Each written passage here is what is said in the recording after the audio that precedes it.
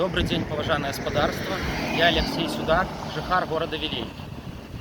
21 год назад, 7 траўня 1999 года, у Менску быў скрадзен, а пазней забіты былы міністр унутраных спраў Рэспублікі Беларусь, генерал-майор, апазіцыйны палітык Юрый Захаров.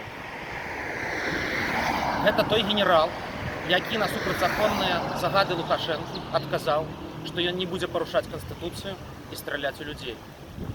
А сёння, 7 траўня 2020 года, у Вілейскі Раус выклікаюць жыхара горада Вілейкі Андрэя Кудзіка. Яго хочуць прыцягнуць да адміністрацыйнай адказнасці за тое, што на працягу некалькіх тыдняў кожную нядзелю ён выходзіў на цэнтральную плошчу горада Вілейкі, карміў голубоў і размаўляў з жыхарамі. Таму звяртаюся да начальніка Вілейскага Раус Бендасова, да астатніх афіцэраў. Спадарства, не выконвайце злачынных загадаў. Памятайце вашага генерала, які да канца жыцця астаўся сумленным афіцэрам.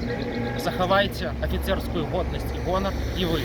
Я раздрукаваў вось такую улётачку вам, напамін пра вашага генерала, які застаўся сапраўдным чалавекам. Пайшоў.